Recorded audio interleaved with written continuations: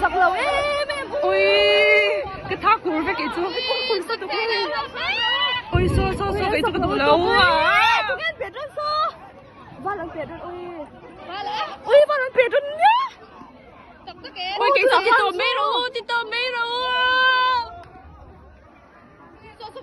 Ôi cái chú cái thìn. Ôi nó tiếc rồi đó.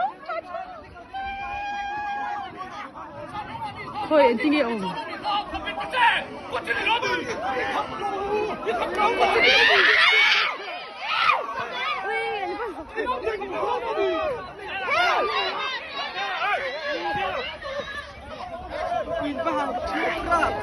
Ôi cái gì à?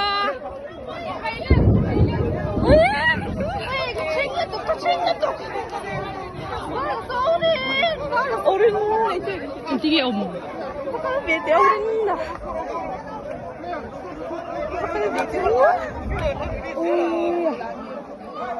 Vidéo qu'elle avec.